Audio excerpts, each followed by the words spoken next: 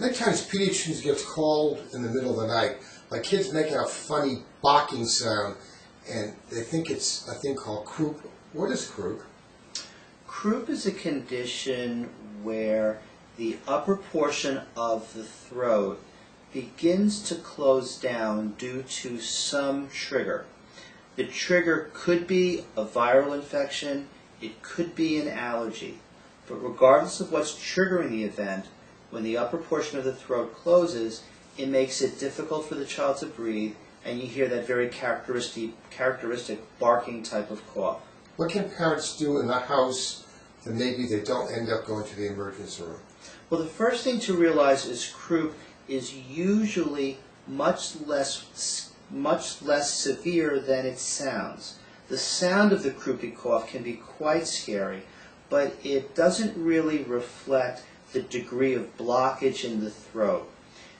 What we generally recommend is for the parent, the child, to go into the bathroom, turn on the shower, and let the steam fill the room. Many times the steam from the shower is enough to relieve the spasm and make the breathing much more easy.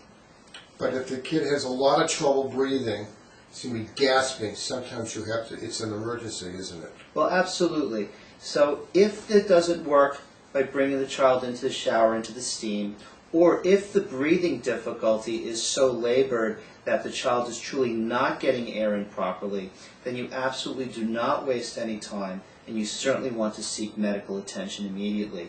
Calling an ambulance or going to the emergency room would be perfectly appropriate in that setting. Most likely, if the kid does get treated in the emergency, they give something called steroids. Steroids are a very common treatment for croup. Steroids are a very potent anti-inflammatory medication that relieves the inflammation, relieves the swelling, and relieves the spasm. That's the cause of the blockage in the breathing.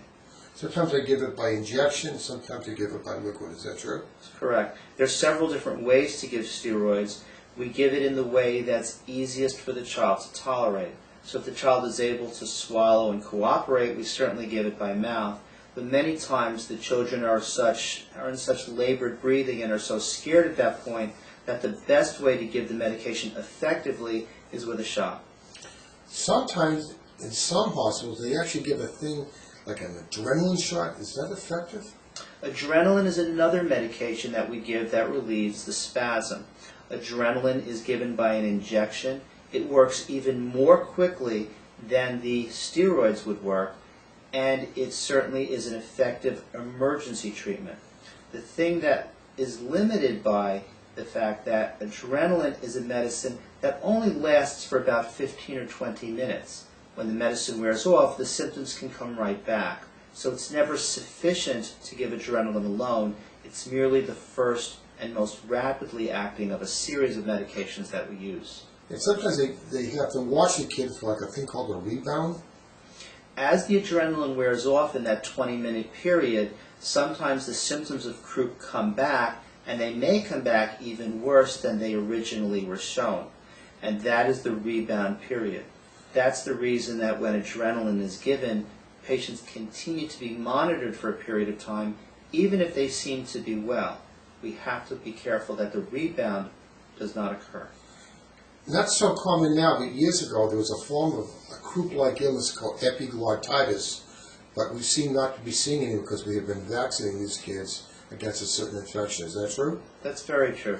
Epiglottitis is a form of infection that does block the upper airway, and it is a truly life-threatening infection because the degree that it blocks the upper airway could totally stop a child from breathing.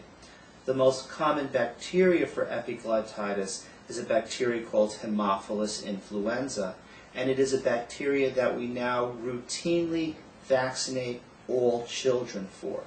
Since we've started vaccinating children for this bacteria, we never see this form of epiglottitis. Thank God.